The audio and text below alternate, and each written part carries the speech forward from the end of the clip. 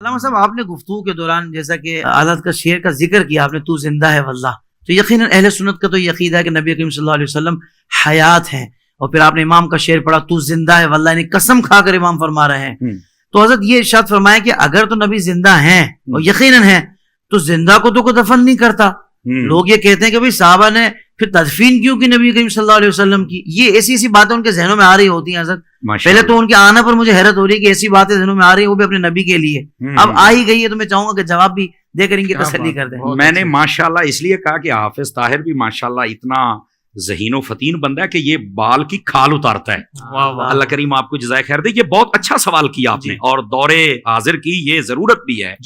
مطلب یہ کہ نبی پاک اگر زندہ ہیں تو پھر صحابہ نے دفن کیوں کیا؟ میں نے کہا ساری چھوڑ دیں آپ، شہید زندہ ہوتا ہے؟ کہا بالکل۔ تو میں نے کہا جتنے کائنات میں شہید ہوئے دفن کیا کہ نہیں کیا؟ اس کا جواب دو مجھے، قرآن مجید دو جواب۔ قرآن مجید ہے نا، قرآن سے جواب دے دیا میں نے قرآن سے جواب۔ اب کوئی میدان میں نکل کے بات کریں، خدا کا خوف کرو یار، کیا کر رہے ہو تم لوگ؟ یعنی اتنا بغض کہ نبی پاک کے بارے میں یہ سارے سوالات کیے جا رہے، حالانکہ شہید کا رتبہ کم ہے اور نبی کا زیادہ ہے۔ تو جب کم رتبے والا زندہ ہے تو جس کا سب نبیوں سے بھی زیادہ ہے، پھر وہ کیوں نہیں زندہ ہے؟ سمجھ آ رہی میری بات کی؟ اچھا دوسری بات، میں نے کہا یہ میں تمہارا شوق پورا کر دیتا ہوں کہ تم کہتے ہو کہ زندہ تھے تو پھر دفن کیوں کیا؟ میں نے کہا جو مردہ ہوتا ہے نا اس کو آگ لگائی جاتی، کسی بھول میں نہ رہنا۔ اس بات کو نوٹ کیا جائے، جن کے مر جاتے ہیں وہ آگ لگاتے ہیں اپنے ہاتھوں سے، ہم جو دفن کرتے ہیں نا وہ زندہ سمجھ کے کرتے ہیں۔ کہتے ہیں مولانا وہ کیسے؟ سن لیجئے، اور یار مجھے بتاؤ اگر زندہ نہیں ہے تو قبر میں اٹھ کے سوالوں کے جواب کون دیتا ہے؟ بتاؤ نا مجھے۔ یہ صرف اتنی دیر تک ہی موت کا حکم ہے کہ جب تک سانسیں باندھے ہم نے قبر کے سپرد نہیں کر دیا، اللہ کی رحمت کے سپرد نہیں کر دیا۔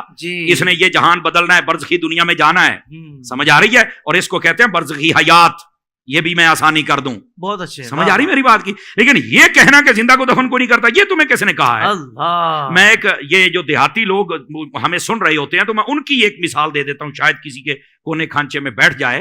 اور میں نے کہا یار بتاؤ، دیکھیں جب فصلیں ہمارے ہاں کاشت کی جاتی ہیں نا، مثال کے طور پر مکئی، ہم جب اس کو کاشت کرتے ہیں تو جب اس کا بیج نکالتے ہیں نا تو ہم پہلے اس کی چھانٹی کرتے ہیں، جو دانے خراب ہوتے ہیں ان کو سائڈ پہ کر دیتے ہیں، جو صحیح ہوتے ہیں ان کو سائڈ پہ کر دیتے ہیں۔ خراب دانوں کو ہماری بولی میں کہتے ہیں مرے مرے نے، تو کہتے ہیں مریا نو سٹ دے ہو، انہاں نو پورن دا کی فائدہ ہے؟ آ جڑے چنگے نے انہاں نو پورو کچھ نکلے گا تے صحیح نا۔ اس کا مطلب ہے اگر یہ دیہاتی لاجک سے بھی دیکھا جائے نا تو زندہ کوئی دفن کیا جاتا ہے، مردے کو کوئی نہیں دفن کرتا ہے۔ سائنس سے لے کر دیہات، اور دیہات سے سائنس نے ہر زاویے سے ہم نے سمجھا دیا۔ دیکھیں نا، ہم نے قرآن سے بات شروع کی ہے نا، ہم دائیں بائیں تو جا ہی نہیں سکتے۔ کیا کہنے۔